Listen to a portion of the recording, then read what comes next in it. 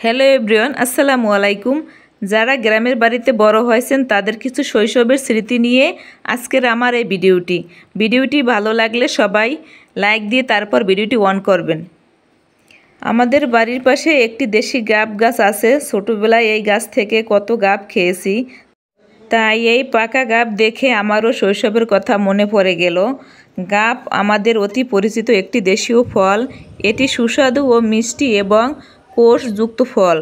গাব ফল দেখতে অনেক সাধারণ হলেও পুষ্টিগুণে ও স্বাদে ভরপুর রয়েছে। অন্যান্য দামি ফলের চেয়ে এতে পুষ্টিগুণ অনেক বিদ্যমান রয়েছে। গাবের এসব পুষ্টিগুণ আমাদের শরীরকে অনেক রোগ থেকে রক্ষা করে। ডায়াবেটিক্স রোগের জন্য কাঁচা পাকা গাব ভীষণ উপকারী। ডায়াবেটিক্স, হৃদরোগ থেকে শুরু করে নানান অসুখ বিসুখকে প্রতিরোধ করে এই ফল। আমাদের দেশে প্রচুর গাব গাছ রয়েছে। আগে এক সময় অনেক গাব গাছের দেখা মিলত, কিন্তু এখন আর তেমন দেখা যায় না। চলুন এবার এর উপকারিতা সম্পর্কে জানা যাক। শারীরিক দুর্বলতা কমায়। গাবে থাকা ক্যালসিয়াম আমাদের হাড়কে মজবুত করে। রক্তচাপ ও ডায়াবেটিক্স নিয়ন্ত্রণে গাব গুরুত্বপূর্ণ ভূমিকা পালন করে থাকে। ক্যান্সারের ঝুঁকি কমায়। গাবে প্রচুর আঁশ থাকায় কোষ্ঠকাঠিন্য দূর করে। এতে অন্ত্রের বিভিন্ন রোগ এবং কোলন ক্যান্সারের ঝুঁকি কমায়। রোগ প্রতিরোধ ক্ষমতা বৃদ্ধি করে। গাবে প্রচুর ভিটামিন সি এবং এ রয়েছে।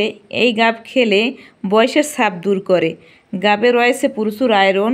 গাব খেলে হজম শক্তি বাড়ায়। গাবের খোসা গরম পানিতে সিদ্ধ করে পান করলে ডায়রিয়া দূর হয়।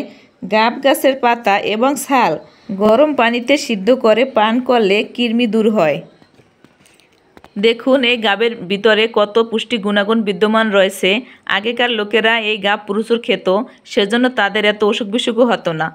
আমরা এখন ফল খাই সব ফরমালিন যুক্ত। আশা করি ভিডিওটি সবার কাছে ভালো লাগবে, আর ভালো লাগলে সবাই লাইক কমেন্ট শেয়ার দিতে ভুলবেন না। আজকের মতো এখানে আমার ভিডিওটি শেষ করলাম। ভালো থাকবেন সবাই। আসসালামু আলাইকুম।